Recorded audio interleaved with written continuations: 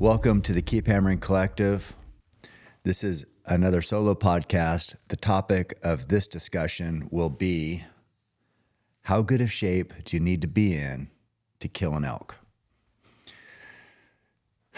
So I have a lot of history in this category of knowledge or mindset or approach, I guess. How good a shape do you need to be in? It depends, I guess. If you're going to rely on luck, which happens every year. I mean, there's guys who are driving down an old logging road or backcountry road. If they're rifle hunting, they, see an animal off the road. I said elk, but this could go for deer or elk, whatever the case, whatever you're hunting. But I pretty much focus on elk. But this could be for anything. Driving down the road, see an animal, jump out, shoot it. That could happen. That happens every year. Those type of people are not going to have consistent success. So the fact is, to do something like that, you don't need to be in great physical condition. You need to be able to drive and shoot. So those are the two things. Bow hunting, it's going to be a little tougher. Those animals usually won't get you that opportunity, but they could, and it happens every year. So yeah, I guess you don't have to be in any sort of physical condition. As long as you know your weapon and you can shoot straight, you could potentially kill, right? So, over the years, this might seem weird now, but back when I first started coming into the scene and writing articles, and kind of my journey developed from, I just wanted to shoot my bow and bow hunt. I thought it was cool and be in the mountains. And I didn't really, we did 10Ks and we kind of trained a little bit, but nothing crazy. Then I started hunting the wilderness, and I was like, man, I need to be in better shape to do this. This is really hard, especially the way I hunted with a bivvy style setup, which means bivouac camp on your back. So you're taking all your food, all your water, all your survival gear, tent, sleeping pad, sleeping bag, the whole thing. Loaded down at the beginning of, say, a 7 to 10 day hunt, you're going to have 2 pounds of food pretty much a day. So just roughly, if you're going to be out there for 7 days, that's 14 pounds of food. So 14 pounds of food, if you have, say a half gallon of water, there's 4 more pounds, right? So now we're up, 18, almost 20 pounds right there. And then you have all your gear. So you could have potentially about 50 pounds. And that's every step of the way in the mountains, in the wilderness. And the way I hunted is I would keep my camp with me all the time. So I could just, wherever I got into elk, if it got dark, I'd just, bed down there, and right back in the morning, I'd be ready to go. But to do that, I had to be in shape. So I started running marathons. First half marathons, then ultra marathons. And then I would write about, hey, I'm, getting in shape for the wilderness, unforgiving country. It's, there's no easy kills back there. And it, got a lot of pushback. So again, now in this day and age, it's pretty common knowledge that you should train for hunting. But back then, this is 25 years ago, people didn't like being told that you need to run a marathon. Even though I never said you need to run a marathon, I just said that's what I did. But people took it to be like, oh, this guy's saying you need to run a marathon to kill an elk, which I had never once said. All I'm saying is it's not going to hurt. It's not going to hurt being in great shape. So I got a lot of pushback on that, just because the hunting community is, steeped in tradition. There's a lot of badasses out there that don't run, that can get around in the mountains. People will point to my buddy Roy and they say, well, Roy wasn't running any marathons. And I would agree. I mean, he did a 5K up during the Iditarod. I think it was like minus 20, and he had a t-shirt and a jacket on. So he did a 5K. But what I would say to people is say that Roy did it and was one of the best to ever do it, and he never ran. The only thing I'll say to that is, you're not Roy. Nobody's Roy. Roy was one of one. And I could say pretty much every person listening or watching this will never, ever be as tough as Roy, as capable as Roy, have as much woodsmanship as Roy, and be able to read animals and make decisions and troubleshoot and do everything that a successful hunter needs to do. 99% of people watching this will never be to that level. So do not compare yourself to a freak of nature who, no, he didn't run marathons, but he was incredible in every other sense of the word. So as long as we're taking out the outliers, let's just look at the big picture. Yeah, you could get lucky. Yeah, you could be Roy.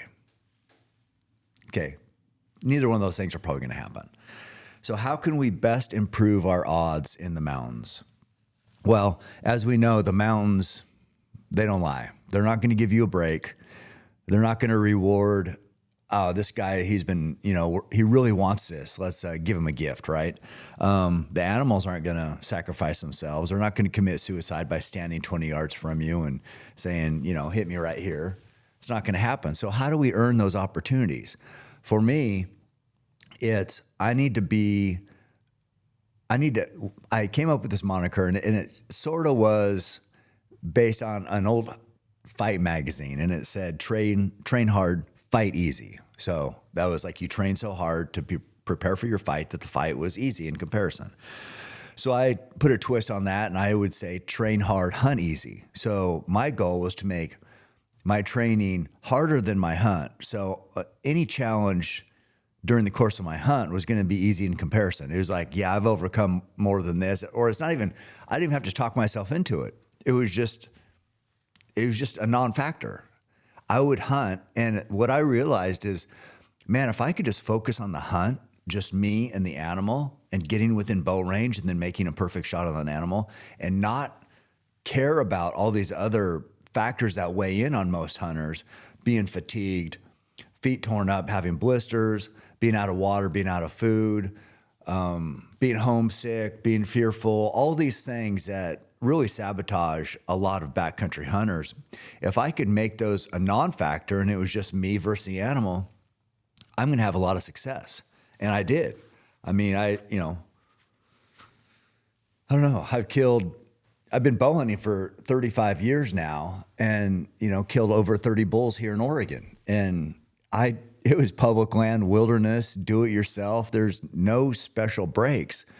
So how do you kill 30 bulls in one state that's not known for great hunting, that's over-the-counter tags, that's public land, how does that happen? That happens by putting the odds in your favor. How do you put the odds in your favor? You prepare more than anyone else. And that was one thing that kind of caught me off guard, as I was looking for people, and I was like, man, if I'm getting so much pushback on this, are others not training for the hunt? Are they just relying on sheer toughness, which that can work, because I know some badasses who are just tough. Maybe they work in the woods. Maybe they're loggers. Maybe they're, if you go out and cut firewood for yourself, like a lot of guys do back in the day, especially with wood burning stoves, just cutting wood, loading wood, splitting wood, hauling wood in for the wood stove in a wheelbarrow, carrying it in, arm loaded. You will be tough. That type of person can go into the mountains and have a lot of success. And one thing I do want to mention is, being in great physical condition will never offset knowledge of the animals you're hunting, will never offset being comfortable in remote country by yourself. It'll never replace it. But if you have all those things, if you have these years of experience and all these hard lessons learned, and you're an elite athlete, or maybe train for endurance, or not even elite, but you can run a marathon, you can cover 26 miles in a day, man, you're going to be way ahead of most people. Because if you put all those things in your favor, the woodsmanship, being close to animals, and being able to read body language of an animal, how they communicate, whether they're spooked, halfway alert, calm, feeding, all these things, just you learn that by being close to the animals. And then also you have good gear. You are prepared mentally and physically. You've done all the little things, plus all the things that are huge, the woodsmanship and everything else. Man, you'll be undeniable in the mountains. And so that's always the goal. And people might say, well, I can't remember. I think Huberman asked me if I was the first one to talk about physical conditioning and being prepared for the bow hunting mountains. And no, it's for sure not. I was the guy who maybe got more attention, good and bad, for it because I talked about it and I wrote about what I did. And I'm never telling anybody what to do. I actually don't care what you do. It doesn't impact me at all, right? But I'm just telling you what I do and how it's helped me. But no, I wasn't the first. There was, legendary bow hunters realized a long time ago that the better physical condition you're in, the more success you're going to have. Dwight Shue was like the generation right before me, one of my bow hunting heroes. Randy Ulmer, same thing. Larry Jones, who is, I think, probably 80. He still lives here in town. I watched elk fever with him and Dwight Shue hundreds of times growing up, when I was a new bow hunter in the late 80s and early 90s.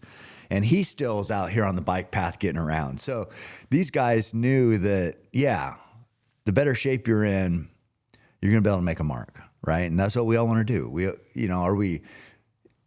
Well, at least I want to do. There's some people who bow hunt and it's just a way to get, or just an excuse to get away. It's a nice vacation. It's maybe a break from the old lady. Maybe it's just getting, you need to decompress from work or the pressure of society or bills or whatever else. So those guys, get out there,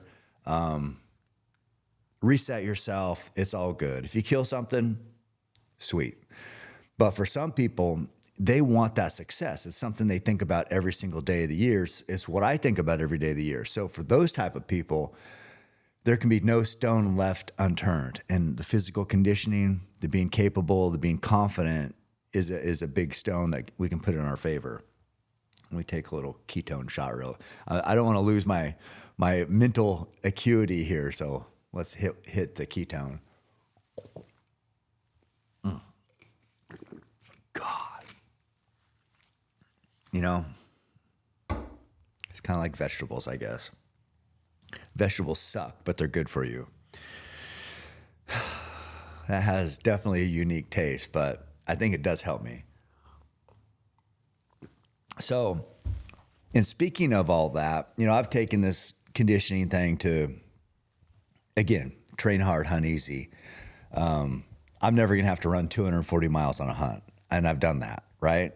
And that teaches you a lot about yourself, a lot about surviving and pushing forward when times are miserable. It took me 78 hours, about 2 hours of sleep to cover that distance, 240 miles. And it was rough. Never had a hunt even close to that as far as challenge goes. So that's a good thing, right? Most people aren't going to die on a Moab 240 type race, but on the hunt, you can fall. There are risks out there. There's predators. There's everything else. You got to be aware all the time. So it's a little bit different in a race. You can just kind of slog through. You don't have to be at your very sharpest. So on a hunt, I'm not going to push like I did for 3 days, but I have to be sharper because there's risks out there. The mountains are unforgiving. And so it's going to be a little easier physically, but the focus needs to be at a higher level. And I've just found that they both help me. A long hunt teaches me lessons I can use on a long race. A long race teaches me things I can use on a long hunt. I did my solo podcast the other day. I've done 3 of them now. One hasn't come out yet. It's about the legend of Roy Roth, and it's going to come out then this one here. But I've read excerpts from Bowhunter magazine, which I had a column for a while till I got what wore out my welcome there. But it was called Bleed, And I like referencing some of those writings here. And I got another one too about Roy, which we're going to hit on later. But it's when you word things perfectly in an article, it's really easy to reflect back on it. So I was thinking about this topic today, and I wanted to pull up this article here. So the article I wrote for my bleed column, and this was back in, when was this? This was October of 2010. So what are we, 14 years ago now? I was getting a lot of hate for my marathon talk back in these days. The title of the article is called Rawhide and Sinew. And that'll make more sense further on in the article. But it says Rawhide and Sinew with the subtitle, Our Bodies and Minds Are Tools to Use in the Woods, and Training Hones These Tools. Simple as that. So it's no different than your bow, than your broadheads, than your knife, than your tent, those are tools. Those are tools that can assist you in the hunt. If we look at our body as a tool, the more we hone it, the more we put an edge on it, the more effective it's going to be. So our body is a tool, right? It might be the most important tool. Our mind is a separate tool. So body and mind, they can go together. They can combat against each other sometimes. You know how it goes. It's like they say, your mind won't quit, your body will. Your body won't quit, your mind will. Whatever. Those are both true. So anyway, different tools. We want to hone them both. So let me just get into this article real quick. Starts off, what I am about to write will likely have you either nodding your head in wholehearted agreement or shaking it in disgust, while possibly muttering, here we go again. When the topic of hunting fitness comes up, I see very little middle ground. To the guys who like to offer up the same old tired statement, you don't need to be able to run a marathon to kill with a bow, I agree. You don't need to do a lot of things to kill an animal with a bow, but one thing I do know, the better shape you're in, the better your chances are for staying 100% committed, mentally and physically, to your bow hunting goals. You can't argue that. Being in great shape is never going to hurt you. So I'll continue on here. I've obsessed about mountain bow hunting so much for so long, I feel like the comparisons and similarities I've concocted are valid and worth sharing. In my opinion, mountain bow hunting is not that much different from other performance sports like basketball, football, and running. I think the ultimate performance endeavor, bare-knuckle bow hunting, is evolving and progressing in much the same way as these other sports. A few decades back, professional football players wore leather helmets, and I remember seeing an old NFL locker room photo in which the players looked like they could have been talking politics. At 6 feet, 175 pounds, they could have been insurance salesmen talking about the benefits of higher deductibles. Compare that with images of NFL players today. They're beasts. Solid muscle and track star fast. They rewrite record books with ever-increasing skills and definitely no leather helmets. Basketball, same deal. Have you ever seen old footage of Bob Cousy dribbling a basketball and shooting? I have, and I don't remember ever seeing him touch the ball with his left hand. No disrespect intended, because during his day, he was the man.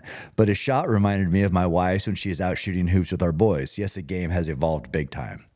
Running, same deal. Pretty much every single running record is broken every few years. And in my favorite sport, ultramarathon running, guys are running faster and further every year. And now we can add, this is 2010, before Courtney. Now we can add women are running faster than actually many men even. So point is, it's like performance athletics are, people are getting better. We're learning more. Science is evolving. Nutrition's evolving. All those same things can apply to why we're better bow hunters. And I mean, you can't argue it. So let me continue here. Now back to my point. Similar raising bar performances are happening right now in the sport many of us eat, breathe, and sleep, bow hunting. The question is, are you going to participate in this advancement or just get out the knit wax to treat your leather helmet? Virtually every passionate hunter about my age has heard of Fred Bear. So far as I know, Fred was the first world-famous bow hunter. After Fred was Chuck Adams, who redefined how bow hunting success was measured. He killed 5 Pope and Young world record animals and 100 plus others that qualified for the record book. So Chuck was an aside. Chuck was a hero of mine, and I was just blown away by the success he would have. And I need to mention too that Chuck was tunnel vision focused on bow hunting. I mean, more so than me. I mean, I can't even compare myself because I have a family, I have kids, I have all this other stuff. As far as I know, Chuck, he was married, but he never had any kids, and he just focused on hunting. He just loved bow hunting so much. It's why he's the legend he is. But no distractions. I mean, not much gets in the way of me thinking about bow hunting. But I mean, I have a family. I can't ignore that. So, I mean, with Chuck, it was just like all bow hunting. You see, I mean, the results speak for themselves. He's unbelievable. One in a million bow hunter. So anyway, and just like that, the mainstream sports, and just like in mainstream sports, I can promise you there are bow hunters out there who have the ability to push the envelope higher yet. These days, bow hunters are shooting better than ever, have access to much better equipment than ever before, and thanks to the internet and other media, are better students of the game. But many would-be hunting phenoms have an Achilles heel: lack of conditioning. The best equipment in the world is not a Band-Aid for being ill-prepared and out of shape. The rugged country that elk and deer call home has broken the spirits of many so-called men and will continue to do so season after season. Count on it. So maybe if you aren't a trendsetter or the next great bow hunter, still the curve is moving upward, based largely on the fact that people are achieving more physically for longer periods of life. I think the longer part of that sentence is most important. When you are young, you generally have great physical ability by virtue of youth alone, but inexperience and lack of maturity often negate the advantages of physical ability resulting in unfilled tags. With each passing year, your hunting knowledge and skills increase, and if you can sustain or even improve your physical conditioning and ability, you create the perfect get that taxidermist on the speed dial storm. While many bow hunters are realizing the benefits of staying physically fit, not everyone is on board. I suppose that's all right, because being in shape is not mandatory in order to buy an elk and deer license or to kill a bull or buck. But many bow hunters have proved that. I discussed that earlier.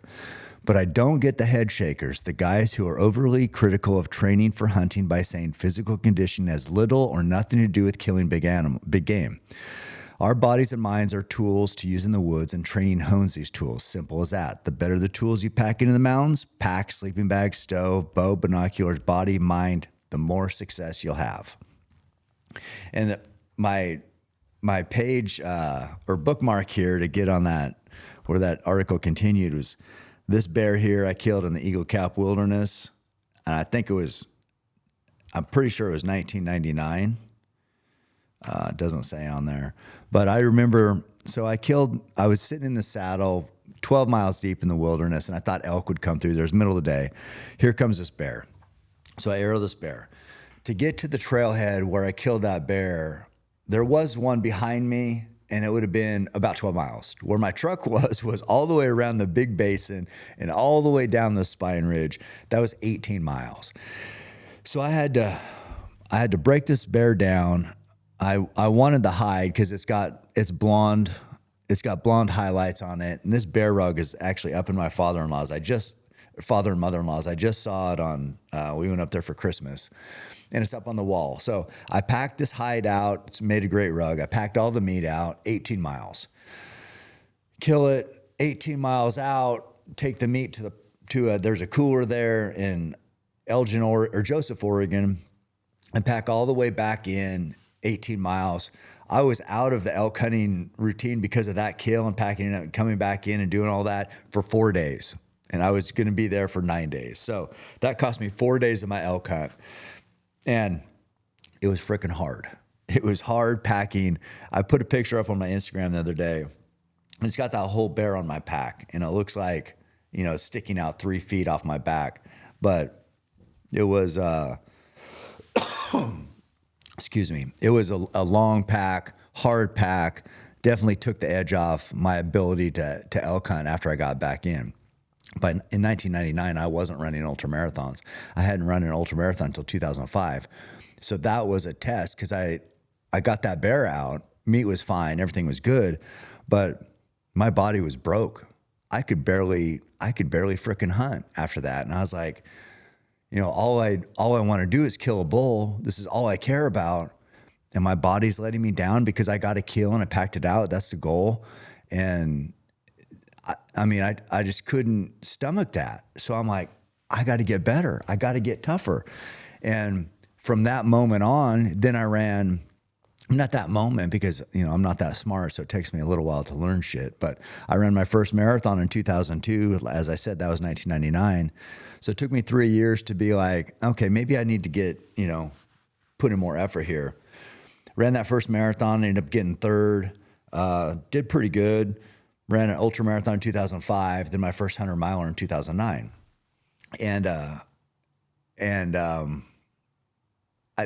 was when I started to be like, man, I can make these mountains seem smaller. They seemed crazy big to start with. And now it didn't seem intimidating at all once I got that big time endurance. So I'm going to continue on with this article here. It continues on. The other day I was reading one of my favorite books of all time, Hunting with a Bow and Arrow by Dr. Saxton Pope, written in 1923. It details the adventures of Pope and his friend Art Young. On page 181 it reads, this is these guys writing this in 1923, mind you. This is Pope and Young. So this is what there's a bow hunting record book that measures the antlers of the animals and scores them. And that's called Pope and Young. So it's a Pope and Young club named after these guys. So in 1923, this is what the forefathers of our sport wrote. On page 181, it reads, we also began preparing ourselves for the contest. Although habitually in good shape,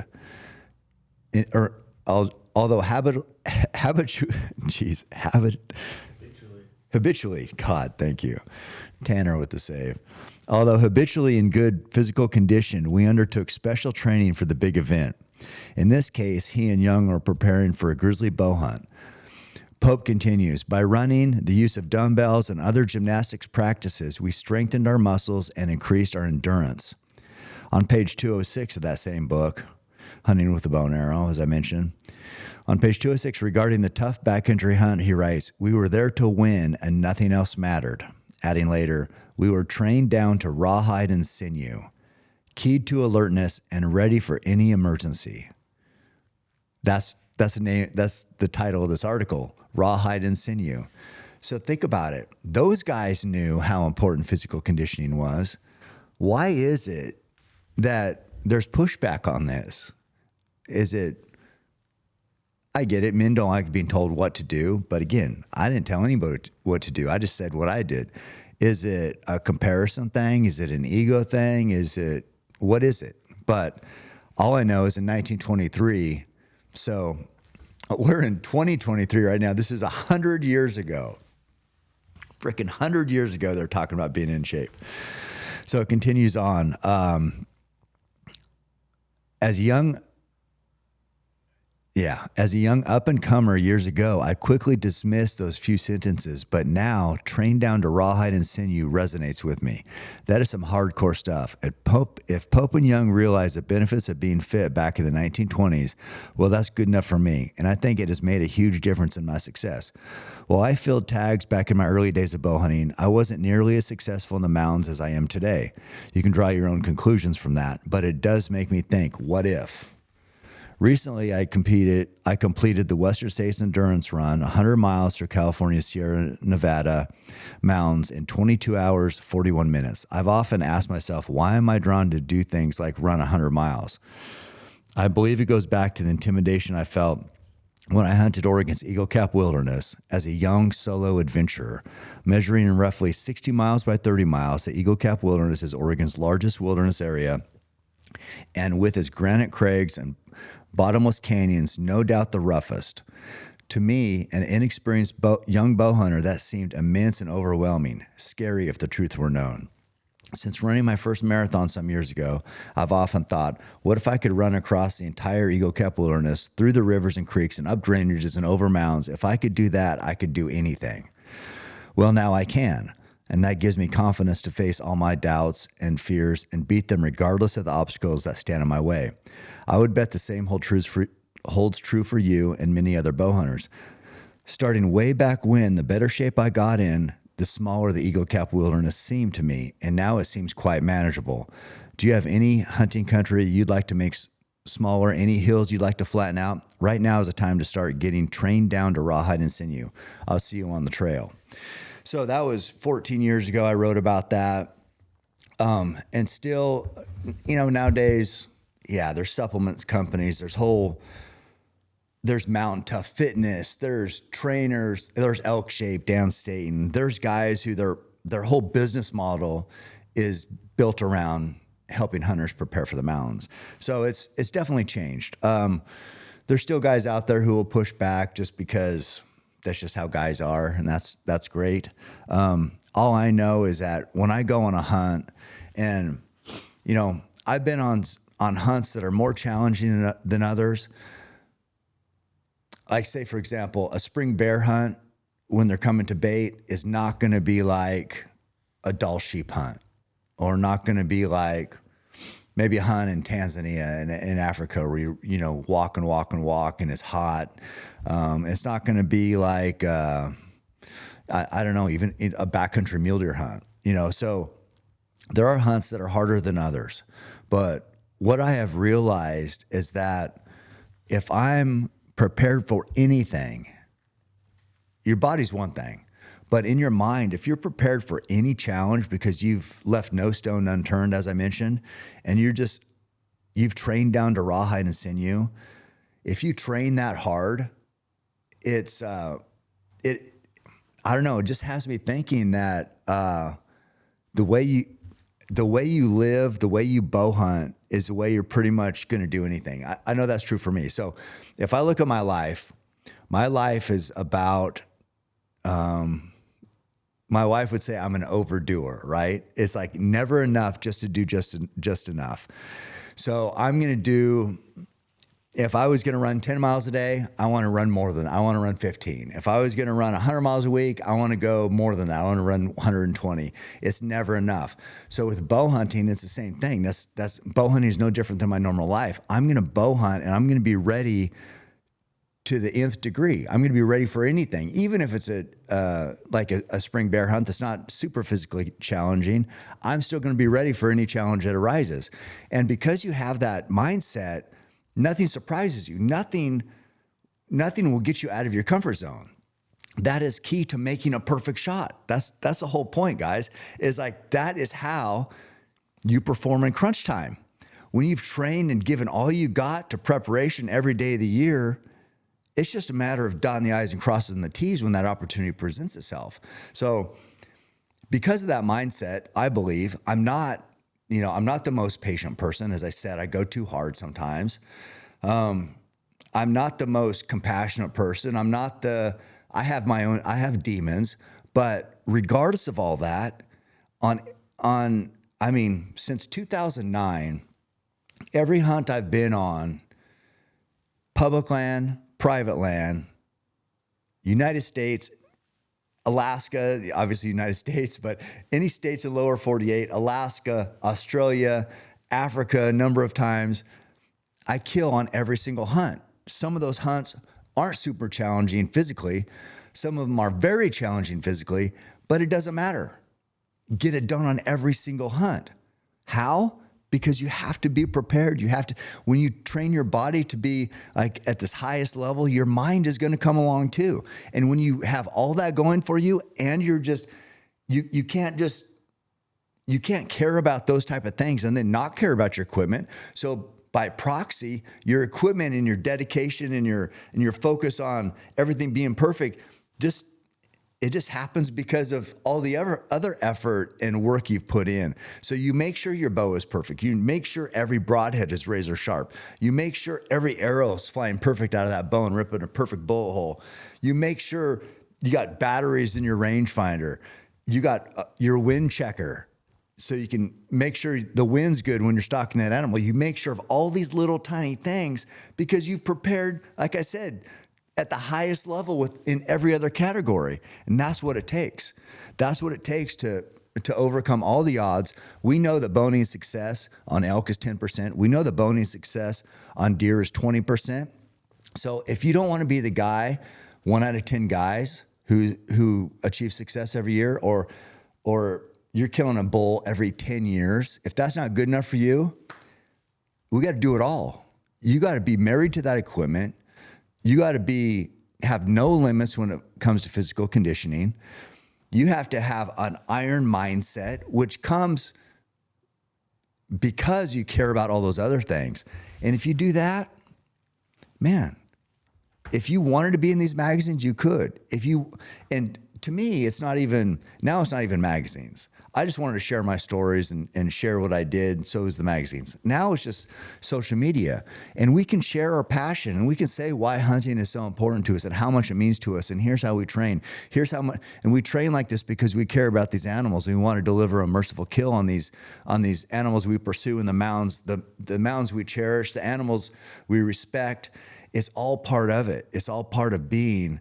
What I always say is like, you can never be the ultimate predator, but that's the goal. You want to be the ultimate predator out there. So we can, if we see an animal that we want, we've done the work, we can deliver a fatal arrow, and we can take that meat home to our family. So that's my thoughts on how good a shape do you need to be in to be successful as a bow hunter. That's it. There is no requirement, but also there's no limit.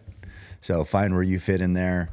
Maybe you got to have, I guess, your effort match your goals, because it will. And I don't know. I've just learned a lot about myself along the way over the years. You know, as I said, this has been a 35-year journey. I've been hunting for 40 years now, but bow hunting for 35. And man, ever evolving, always learning, always trying to get better.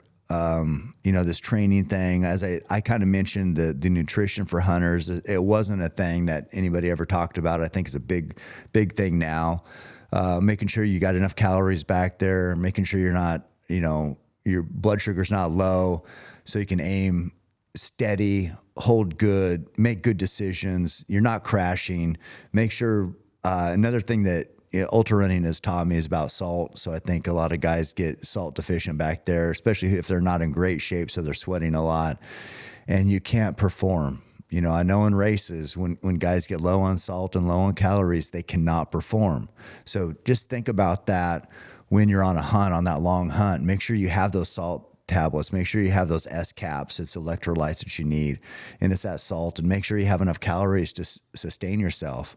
You know, I know we get back in there and we get focused on just grinding, but when it comes to crunch time and you got to make a perfect shot at, say, 60 yards, and you have to make it happen right now, all those little things are going to come in. Yeah, physical conditioning, sure, that's going to help, but also it's the nutrition, and it's all the little things.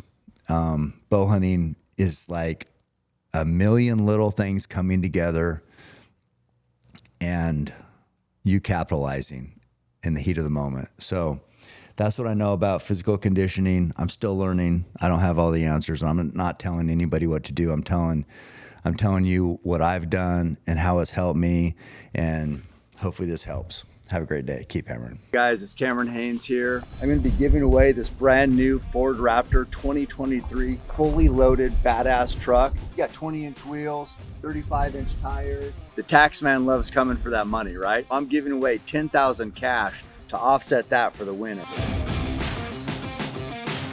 You get a truck and $10,000 in cash. I want you to win this brand new 2023 Ford Raptor. Enter to win, CameronHaynes.com. Keep hammering. Every step I take, I move my truth. Every time they tell me stop, I use. Every comment, hate that makes my feel. Gather up my energy and boom. I hear them talking, saying the way that I move is so reckless. That is a part of my mind I've been blessed with. Giving my blood, so I am relentless. My fault, they want someone to blame. They sent their hate, it fuels my pace. I am Roy Tough, I am the change, the fuel in dirt. Feeling like Cam Haynes.